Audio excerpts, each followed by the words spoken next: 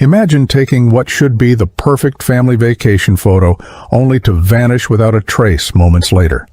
For 7 agonizing years, the Henderson family's disappearance at Niagara Falls haunted investigators and left loved ones desperate for answers that seemed impossible to find. But what if I told you that a single drone flight recently uncovered evidence that changes everything we thought we knew about this case? What was hidden in those woods for nearly a decade? Why did the original search teams miss this crucial discovery?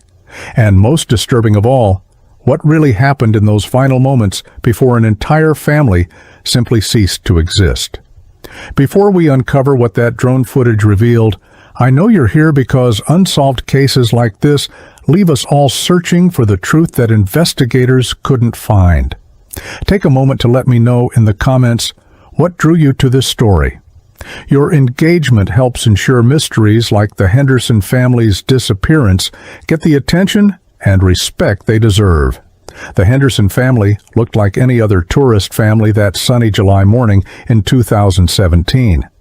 Dad Michael, 42, worked as an accountant. Mom Sarah, 38, taught elementary school. Their kids, Emma, age 12, and Jake, age 9, were excited about their first trip to Niagara Falls. They had planned this vacation for months, saving every penny for what they called their dream getaway. The weather was perfect, clear skies, warm temperatures, and thousands of other families enjoying the famous waterfalls. Michael posted on Facebook that morning, "Finally here." Kids are beyond excited. But what started as the perfect family adventure would become one of North America's most baffling disappearances. Little did they know, someone was watching them that day. At exactly 2:47 p.m., Sarah Henderson took what would become the most analyzed family photo in missing persons history. The image shows all 4 family members smiling broadly, with Niagara Falls thundering behind them.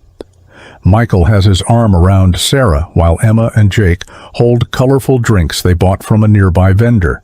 Everyone looks happy, relaxed, and completely unaware of what was about to happen.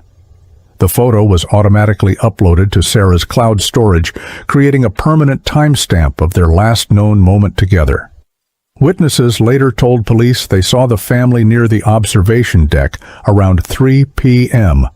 A security camera caught them walking toward the parking area at 3:15 p.m.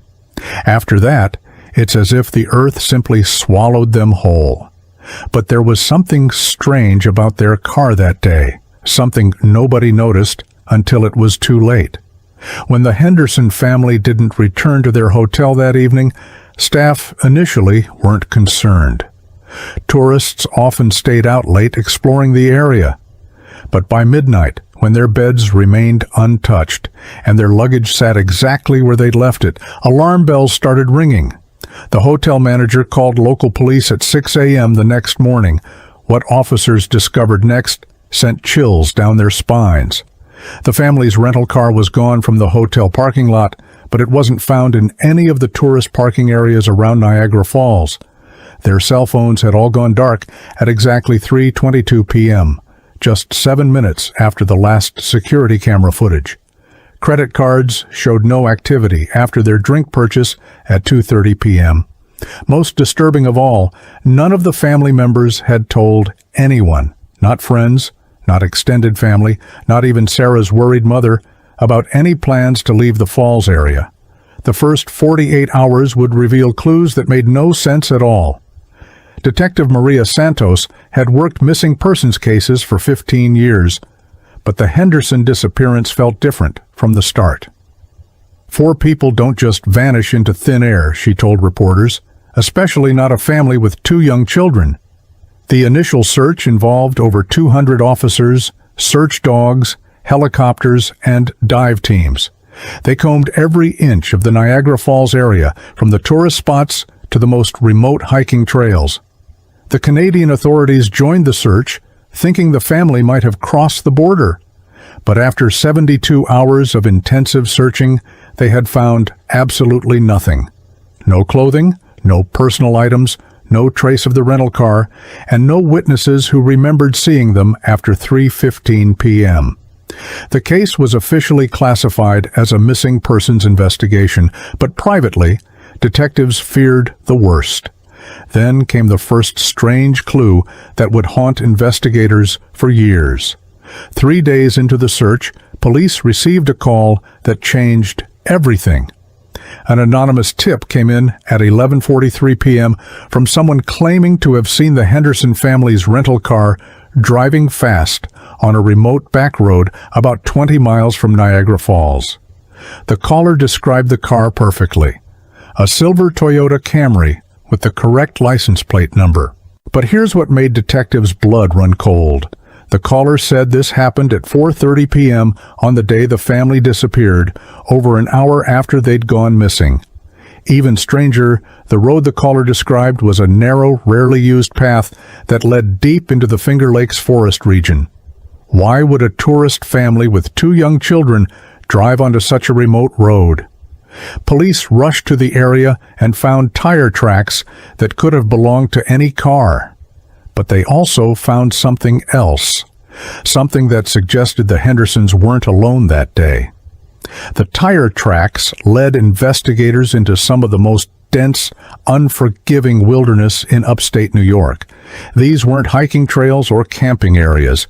This was raw forest where even experienced outdoorsmen rarely ventured. Search teams with dogs followed the tracks for miles, but the trail went cold where the dirt road ended and thick vegetation began. Helicopters flew overhead for days, but the tree canopy was so thick that spotting anything from above was nearly impossible. Ground teams reported finding broken branches and disturbed undergrowth, but nothing definitive. The forest seemed to have swallowed every trace of the missing family. After 2 weeks of searching, authorities called off the active investigation in that area. The terrain was simply too vast and dangerous for search teams to continue. What they didn't know was that the answer lay just 300 yards from where they stopped looking. The Henderson disappearance quickly became national news. Cable news shows featured the story nightly, and the family's last photo was shared millions of times on social media. With media attention came hundreds of tips and supposed sightings. People reported seeing the family in gas stations across 3 states. Others claimed they'd spotted them at theme parks, shopping malls, and even boarding flights to Mexico. Each lead was investigated, but they all led nowhere. Some tips were clearly from people seeking attention, while others seemed genuine but proved to be cases of mistaken identity. The most promising lead came from a truck driver who swore he'd seen Michael Henderson at a rest stop in Pennsylvania, but security cameras showed it was someone else entirely. After 6 months, the FBI joined the investigation, but even their resources couldn't crack the case. Meanwhile, something was happening in that forest that nobody knew about. As the investigation continued, detectives dug deep into the Henderson family's life, looking for any clue that might explain their disappearance. What they found was a perfectly ordinary American family. Michael had no debts, no enemies, and no history of mental health issues. His co-workers described him as reliable and kind. Sarah was beloved by her students and fellow teachers. She had no secrets, no affairs, and no reason to run away with her children. Emma and Jake were typical kids, good students who loved soccer and video games. The family had no connection to drugs, crime, or anything dangerous. Their finances were stable, their marriage was solid, and they had strong relationships with extended family and friends. In fact, they were so normal that investigators began to suspect something truly sinister had happened to them. But there was one detail about Michael that wouldn't surface until much later, a detail that might have saved their lives. July 15, 2018, exactly 1 year after the Henderson family vanished, Detective Santos stood at the same spot where their last photo was taken, hoping for some new insight or inspiration. The case had gone cold despite thousands of hours of investigation and hundreds of thousands of dollars spent on the search. The family's extended relatives held a memorial service, though they refused to give up hope that their loved ones might still be alive somewhere. Sarah's mother, Dorothy, made an emotional plea on television. "If someone has my daughter and grandchildren, please just let them come home. We won't ask questions. We just want them back." The plea was shared millions of times, but it brought no new information. Police kept the case file open, but with no new leads, there wasn't much more they could do. What nobody knew was that just 5 miles away, nature was slowly revealing their secret. By 2020, the Henderson case had joined the ranks of America's most famous unsolved mysteries. True crime podcasts featured their story, documentary filmmakers reached out to the family, and online detectives proposed countless theories. Some believed the family had been murdered by a random killer. Others thought they'd somehow gotten lost in the wilderness and died of exposure. A few conspiracy theorists even suggested the family had staged their own disappearance, though investigators found zero evidence to support this theory. Sarah Henderson's classroom remained empty for 2 years before the school finally had to hire a replacement teacher. Michael's accounting firm kept his office exactly as he'd left it for 18 months. The children's rooms at home became shrines that their grandmother couldn't bear to change. As time passed, even the most optimistic family members began to accept that they might never see the Hendersons again. But in 2024, technology would finally catch up to this 7-year-old mystery. Meet Jake Morrison, a 34-year-old wildlife photographer who specializes in aerial footage of remote natural areas. In March 2024, Jake was commissioned by the New York State Environmental Conservation Department to document forest recovery in areas affected by recent storms. He'd been flying drones professionally for 8 years and had captured footage in some of the most remote wilderness areas in North America. Jake was methodical in his work, flying precise grid patterns to ensure complete coverage of each area he documented. On March 15, 2024, he was mapping a section of forest about 25 miles from Niagara Falls, an area that had been hit by severe winds the previous winter. The storm had knocked down hundreds of trees, creating new clearings where sunlight could finally reach the forest floor for the first time in decades. Jake had no idea he was about to solve one of the region's most famous missing persons cases. March 15th started like any other workday for Jake. He arrived at the forest access road before sunrise, wanting to take advantage of the calm morning air for optimal drone flight conditions. His assignment was to document how wildlife was returning to areas where fallen trees had created new openings in the forest canopy. Jake launched his drone at 7:30 a.m. and began his systematic grid pattern flight. The high-definition camera captured every detail of the forest floor below: fallen logs, new growth, animal paths, and the occasional piece of litter left by hikers. For 3 hours, Jake methodically flew his drone back and forth, covering square mile after square mile of dense forest.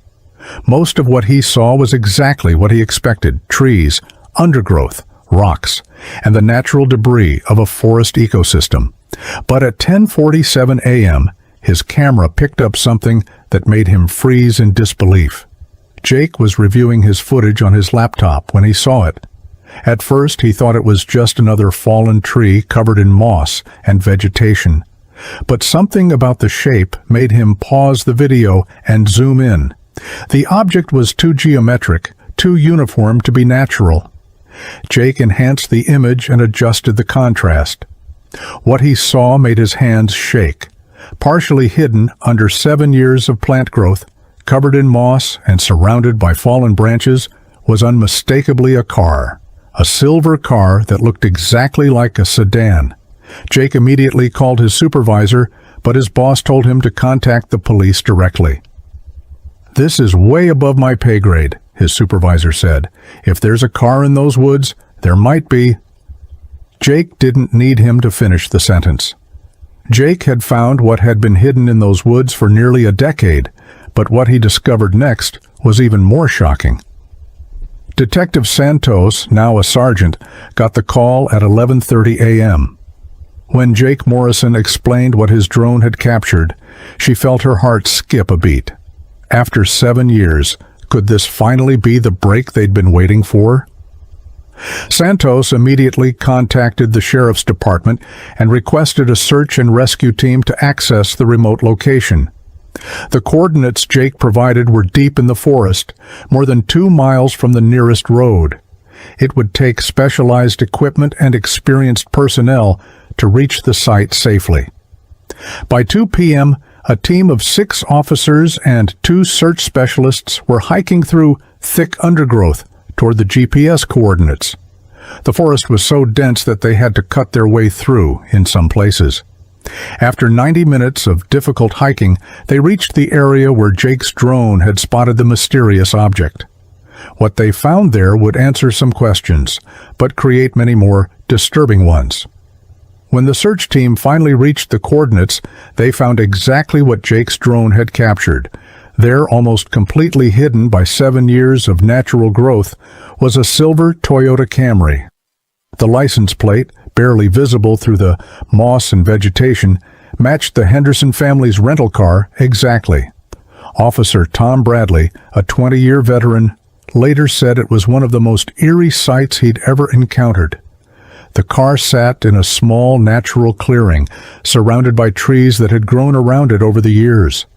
Vines had grown through the broken windows, and the entire vehicle was covered in a thick layer of moss and fallen leaves. It looked like something from a post-apocalyptic movie, a piece of civilization that nature had slowly reclaimed. The team immediately secured the scene and called for additional forensic specialists. But the real question wasn't how the car got there.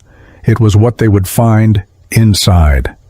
By evening, the remote forest clearing had been transformed into a carefully controlled crime scene. Portable lights illuminated the moss-covered vehicle, while forensic specialists began the delicate process of documenting everything before disturbing the scene. Dr. Patricia Wong, the lead forensic investigator, had worked on hundreds of cases, but she'd never seen a vehicle that had been claimed by nature quite like this one. The team used special brushes and tools to carefully remove vegetation from the car without destroying potential evidence. Every leaf, every piece of moss, every branch was photographed and cataloged before being removed. The process was painstakingly slow, but it was crucial to preserve any clues about what had happened to the Henderson family. As daylight faded, powerful LED lights were set up around the perimeter. When they finally opened the driver's side door, what they found inside would change the entire direction of the investigation. The interior of the car told a story that made the forensic team's blood run cold. The Hendersons' personal belongings were still there.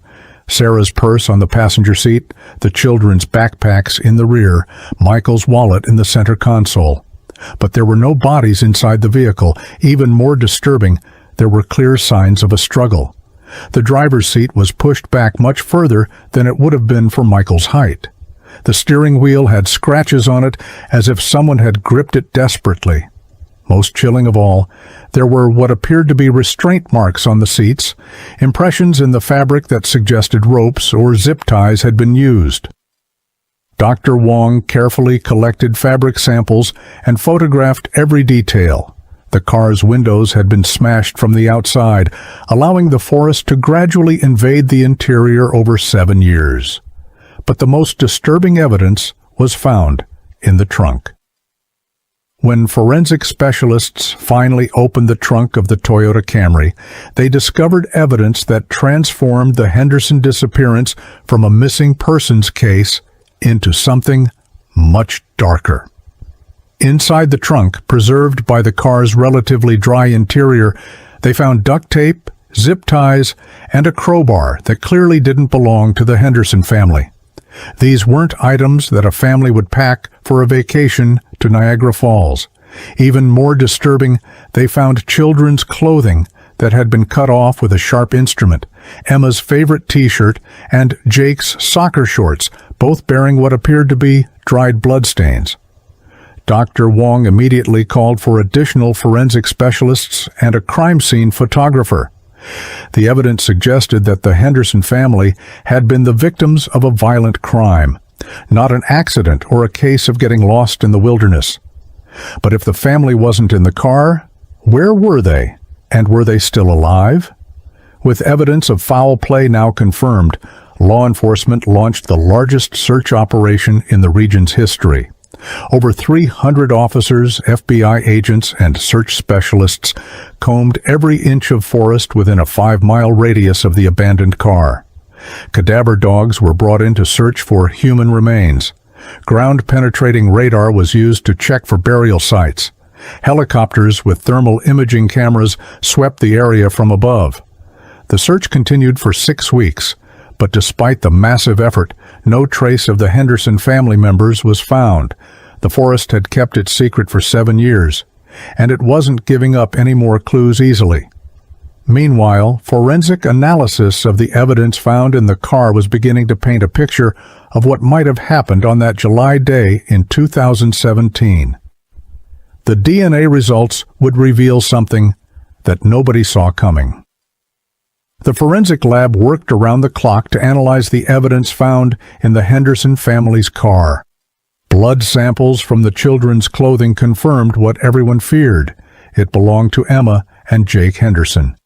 But there was also DNA from at least 2 other people, neither of whom were in the national database. This meant the perpetrators had no previous criminal record, making them much harder to identify and track down. The zip ties and duct tape showed fingerprints, but again, no matches in the system. However, forensic experts were able to determine that the tools found in the trunk were purchased from a specific hardware store chain.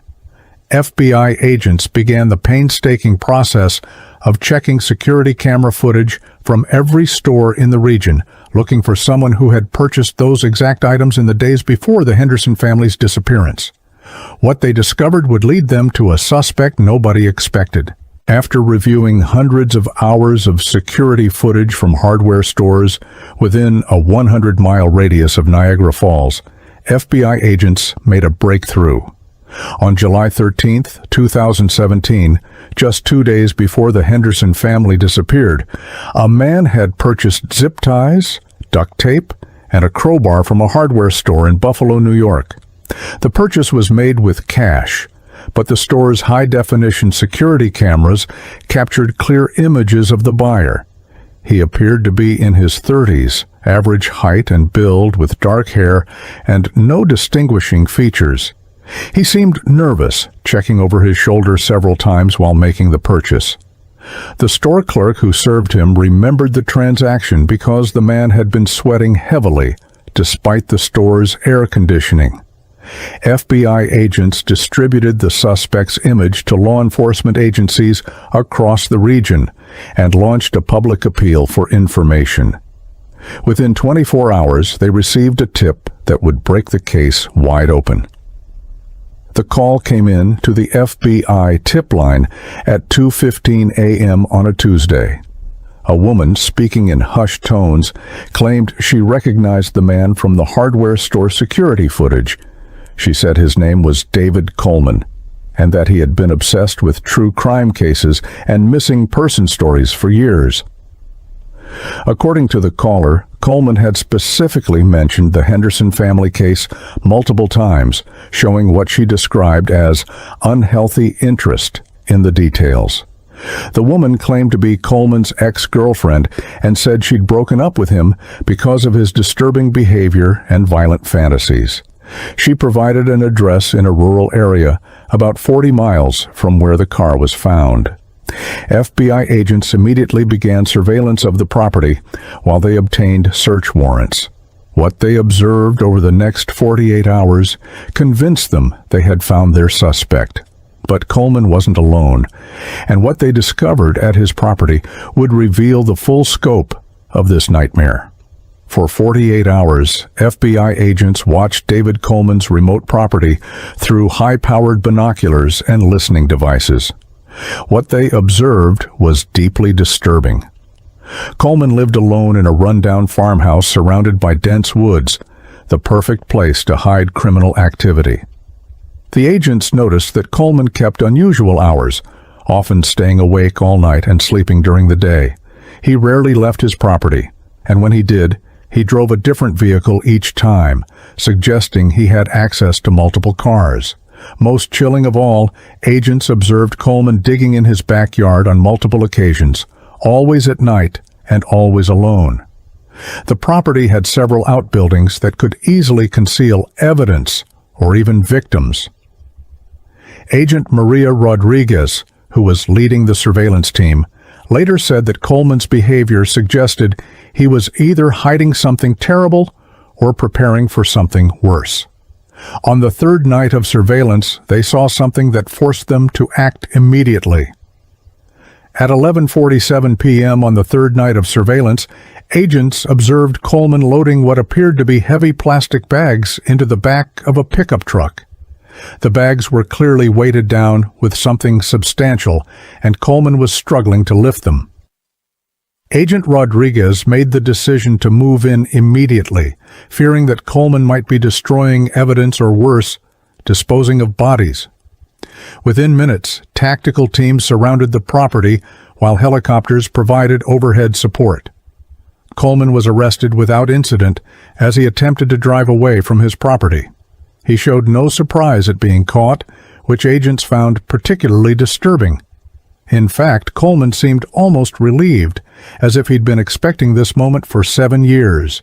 The plastic bags in his truck contained tools and equipment, not bodies, but what agents found when they searched his property would reveal the true horror of what had happened to the Henderson family. Coleman's first words to investigators would chill them to the bone. When David Coleman was brought in for questioning, his first words to Detective Santos were, "I've been waiting for you to find me." He waived his right to an attorney and immediately began talking about the Henderson family. Coleman's confession was detailed, methodical, and absolutely horrifying. He had been following families visiting Niagara Falls for months, studying their patterns and looking for the perfect victims. The Hendersons caught his attention because they seemed like a happy, normal family. Exactly what he was looking for. Coleman had followed them from their hotel to the falls, watching and waiting for the right moment to strike. He described in chilling detail how he had approached them in the parking area, pretending to be a lost tourist asking for directions. What Coleman revealed next about those final moments would answer the third question that had haunted investigators for 7 years. But the truth was worse than anyone imagined. According to Coleman's confession, he approached the Henderson family at 3:20 p.m., just as they were returning to their rental car. He pretended to be a confused tourist who needed directions to a nearby attraction. Michael Henderson, being the kind person he was, stopped to help. This was exactly what Coleman had been counting on. While Michael was distracted looking at Coleman's fake map, Coleman struck him in the head with a weapon he'd hidden in his jacket. Sarah screamed, which caused other tourists to look in their direction, so Coleman quickly forced the family into their own car at gunpoint. The children were terrified, but followed their parents' whispered instructions to stay quiet and cooperate. Coleman drove them away from the tourist area toward the remote forest road where the anonymous caller had spotted them. What really happened in those final moments was even more tragic than investigators had feared. Coleman forced Michael to drive while he held a gun on the family. Sarah tried to comfort the children, whispering that everything would be okay, but Coleman ordered her to stay quiet. According to his confession, Coleman directed them deeper and deeper into the forest, along increasingly remote roads. He claimed he originally planned to rob them and let them go, but said the children had seen his face too clearly. When they reached the isolated clearing where the car would eventually be found, Coleman ordered everyone out of the vehicle. Michael begged Coleman to let his family go, offering him all their money and valuables. Sarah pleaded with Coleman, telling him that the children were innocent and didn't deserve to be hurt. But Coleman had already made his decision. He had brought rope and restraints with him, indicating this had been planned all along. What happened next would reveal why the search teams never found the family's bodies. Coleman's confession revealed that he had forced the family deeper into the woods, away from their car, to a location he had scouted weeks earlier. It was a natural depression in the forest floor, hidden by thick vegetation and nearly impossible to find unless you knew exactly where to look. Coleman claimed that Michael had tried to fight back to protect his family, but Coleman was prepared with weapons and restraints. The children watched in terror as their father was overpowered. Coleman said that Sarah had begged him to spare the children's lives, offering to do anything he wanted if he would just let Emma and Jake go. But Coleman had crossed a line from which there was no return.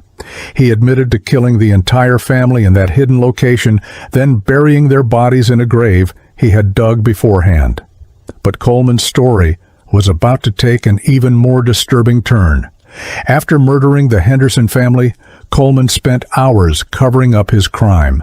He dragged their rental car deeper into the woods and used branches and debris to camouflage it. Over the following weeks and months, Coleman returned to the site multiple times to ensure the car remained hidden as vegetation grew over it. He also moved the family's bodies to different locations, making it nearly impossible for search teams to find them even if they searched the right area. Coleman admitted that he had followed the news coverage of the search efforts and had even joined some of the volunteer search parties to keep track of how close investigators were getting to his crime scene. This revelation shocked investigators. Coleman had literally helped search for the family he had murdered. But there was still one crucial question that Coleman's confession hadn't answered, the question that had puzzled investigators from the very beginning. Detective Santos asked Coleman the question that had haunted the investigation for 7 years. Why had the original search teams missed the car when they were so close to finding it? Coleman's answer revealed the chilling extent of his preparation and knowledge. He had researched search and rescue techniques extensively and had specifically chosen the hiding spot because he knew how search patterns worked. The location where he hid the car was in a natural blind spot, an area that would appear to have been searched from multiple angles, but where a small clearing could remain hidden from view. Coleman had also used his knowledge of cadaver dogs to his advantage, moving the bodies to locations downwind from where he expected searchers to focus their efforts. The original search teams had missed this crucial discovery because Coleman had outsmarted them at every turn, but his luck was finally about to run out.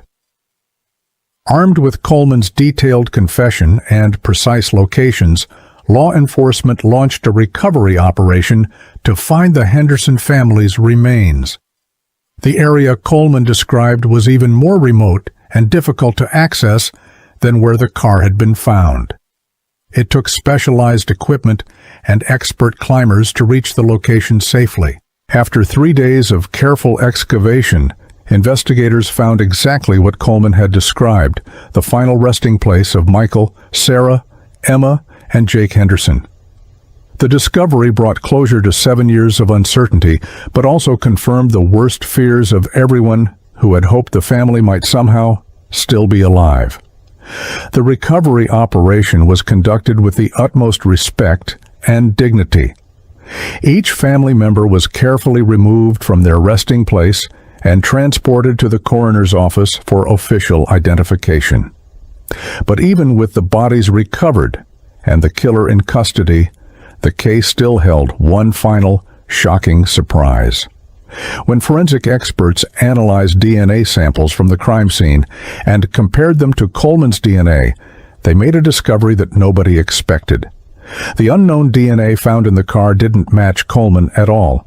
This meant there had been at least one other person involved in the Henderson family's murder, an accomplice who was still free. The revelation sent shockwaves through the investigation team. Coleman had confessed to the murders, but had never mentioned having a partner. When confronted with the DNA evidence, Coleman initially denied having any help. But under intense questioning, he finally admitted the truth. He had not acted alone. There was a second person involved, someone who had helped him plan the attack and dispose of the evidence. Coleman's reluctance to name his accomplice suggested this person might be someone close to him, someone he felt loyalty toward, despite their involvement in multiple murders. The identity of Coleman's accomplice would shock the entire community. Under pressure from FBI agents and faced with undeniable DNA evidence, Coleman finally revealed the identity of his accomplice, his own brother, Thomas Coleman. Thomas had helped plan the attack on the Henderson family and had been present during the murders. According to David Coleman's expanded confession, Thomas had been the one driving the pickup truck that followed their rental car to the forest, ensuring they weren't being followed and providing backup if anything went wrong. Thomas had also helped dig the graves and move the bodies to their final hiding places. The brothers had kept this terrible secret for 7 years, trusting each other completely to never reveal what they had done. But Thomas Coleman had no idea that his brother had been arrested and was cooperating with authorities. FBI agents immediately began searching for Thomas, who worked as a mechanic in a town about 60 miles away.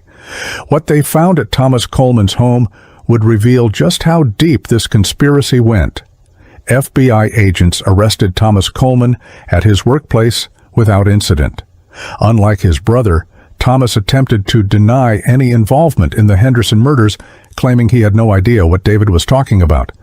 But when confronted with his brother's detailed confession and the DNA evidence, Thomas realized his lies wouldn't work. His arrest shocked his co-workers and neighbors, who described him as quiet and reliable. Nobody suspected that he was harboring such a dark secret. During his interrogation, Thomas provided additional details about the murders that corroborated his brother's confession. He also revealed that the Coleman brothers had discussed targeting other families, but had been too afraid to act again after the massive law enforcement response to the Henderson disappearance. Thomas led investigators to additional evidence that had been hidden at various locations around the region, but the most disturbing revelation was yet to come, evidence that suggested the Henderson family might not have been their first victims.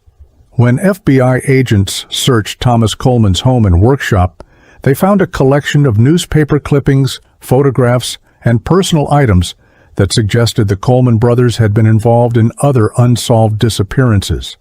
Hidden in Thomas's garage were souvenirs from at least 3 other families who had gone missing in the region over the past decade.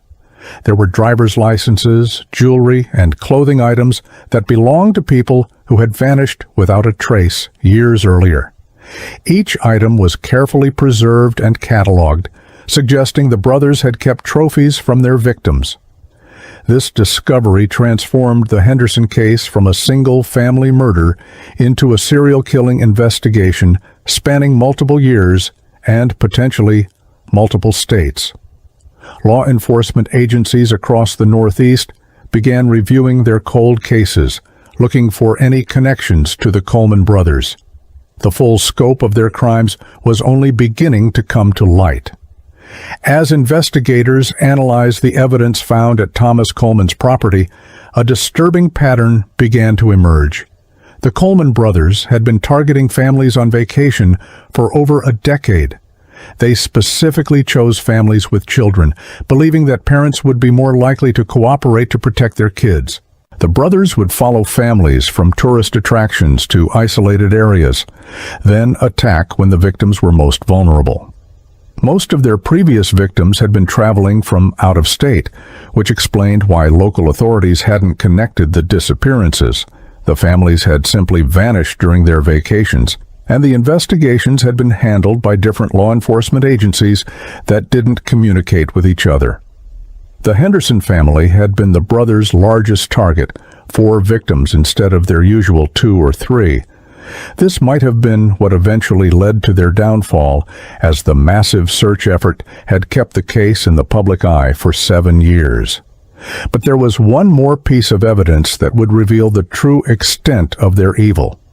Hidden in a storage unit rented under a false name, investigators found what they called a kill kit, a collection of tools and supplies that the Coleman brothers had assembled specifically for murdering their victims. The kit contained weapons, restraints, digging tools, body bags, and chemicals for destroying evidence. Most disturbing of all, it contained detailed maps of remote areas throughout the Northeast where bodies could be hidden permanently.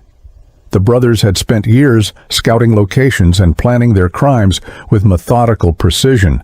They had even practiced their attack techniques and timing to minimize the chances of being caught. The storage unit also contained written notes describing their victims and their murders, suggesting the brothers had been documenting their crimes like a twisted hobby. Reading these notes, investigators realized that the Coleman brothers had killed at least 12 people over 10 years. The final entry in their journal would reveal their plans for an even more horrific crime. The last entry in the Coleman brothers' journal, dated just 1 week before David's arrest, described their plans for what they called their grand finale. They had been planning to target a family reunion at a popular camping area, intending to kill an entire extended family of 15 people. The journal entry included detailed surveillance notes about the family, their camping schedule, and the remote location where the reunion was planned to take place. The brothers had spent months preparing for this attack, which would have been their largest mass murder yet. They had even rented a cabin near the camping area and had begun stockpiling supplies for the attack. If David Coleman hadn't been caught when he was, 15 more innocent people would have died. The camping trip was scheduled for the weekend after his arrest. This revelation would change how authorities viewed the entire investigation. Using the evidence found in the Coleman brothers' storage unit, law enforcement was able to identify most of their previous victims. The Brennan family from Ohio, parents and twin daughters who disappeared while visiting state parks in 2015. The Martinez couple from Florida, who vanished during their honeymoon in the Adirondacks in 2016. The elderly Wilson couple from Pennsylvania, who never returned from their anniversary trip in 2018. Each case had been investigated separately, with no connection made between them until now. The families of these victims had spent years wondering what happened to their loved ones, just like the Henderson family had. Now, finally, they would have answers and closure. But the knowledge that their family members had been murdered by serial killers brought its own kind of pain. Dorothy Henderson, Sarah's mother, spoke for all the families when she said, "We needed to know the truth, even though the truth is more horrible than we ever imagined." The legal proceedings would bring even more shocking revelations. As prosecutors prepared their case against the Coleman brothers, they faced an unprecedented challenge. They were dealing with multiple murders across several states, spanning over a decade. The evidence was overwhelming, but organizing it into a coherent case that could be presented to a jury was a massive undertaking. The brothers would be tried separately, with David Coleman facing charges first, since he had confessed and was cooperating with authorities. Thomas Coleman continued to claim he was just following his brother's lead and hadn't intended for anyone to die. But the evidence clearly showed both brothers were equally responsible for planning and carrying out the murders. The prosecution team included experts in serial killer psychology, forensic evidence, and victim impact testimony. They knew this would be one of the most important cases in the region's history, and they were determined to get justice for all the victims and their families. The trial would reveal details about the murders that even the investigators hadn't known. David Coleman's trial began on a cold January morning in 2025. The courtroom was packed with family members of the victims, reporters, and curious onlookers who had followed the case for years. Coleman showed no emotion as the charges were read.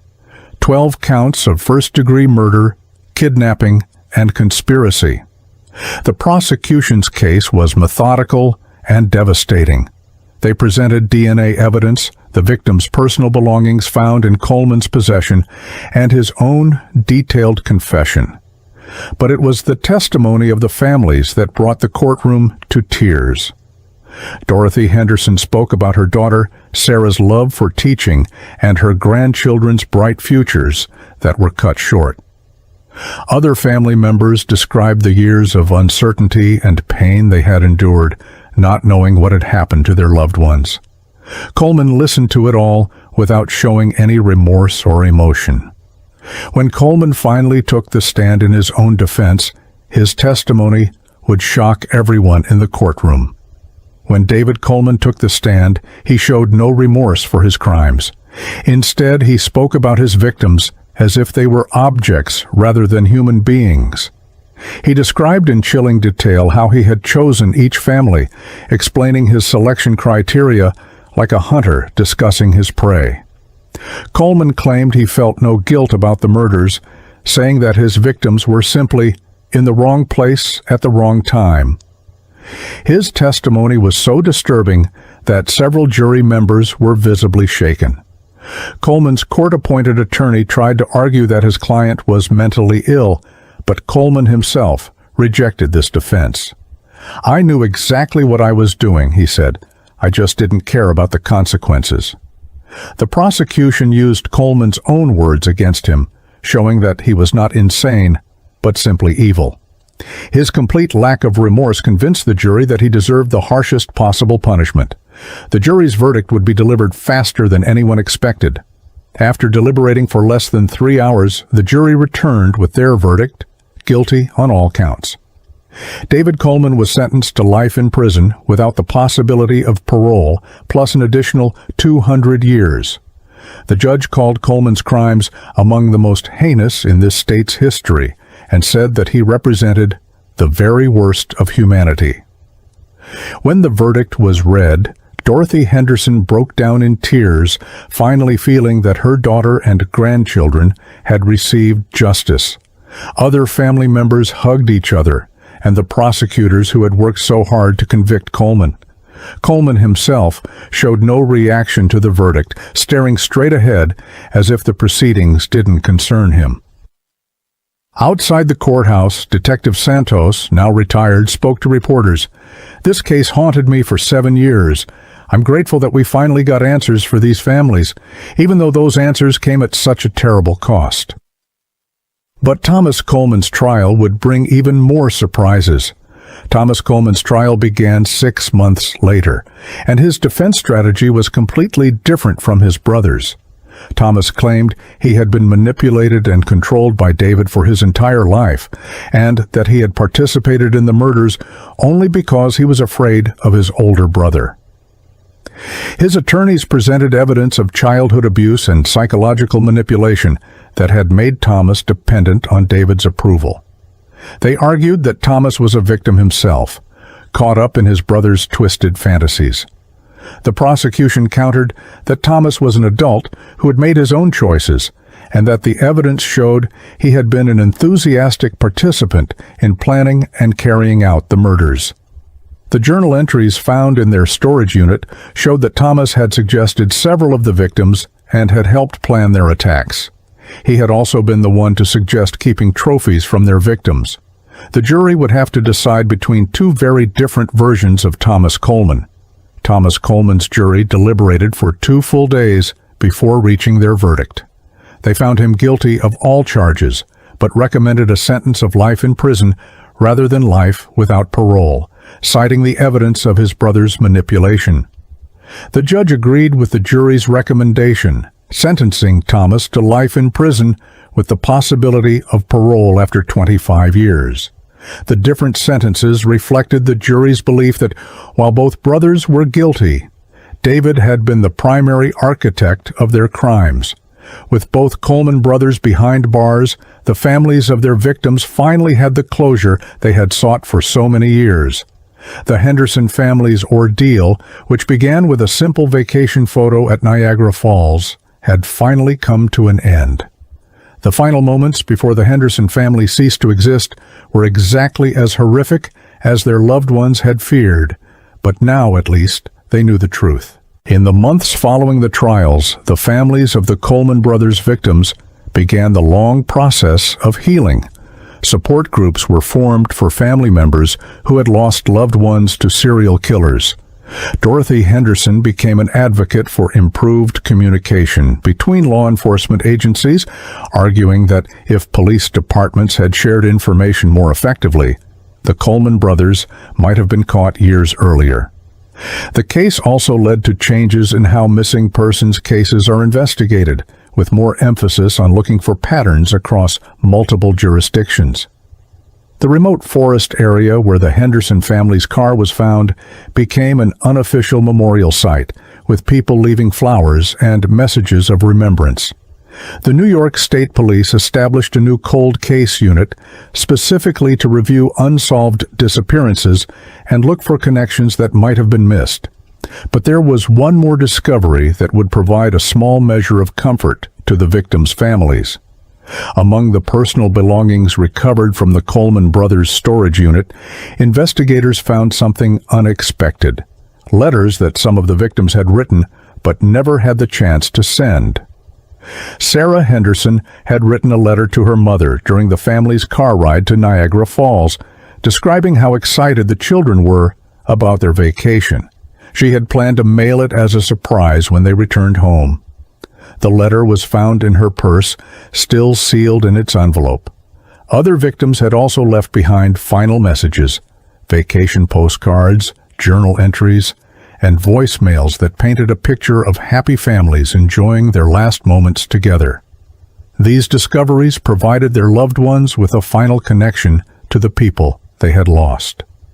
Dorothy Henderson treasured her daughter's last letter, which ended with the words, "The kids are having the time of their lives.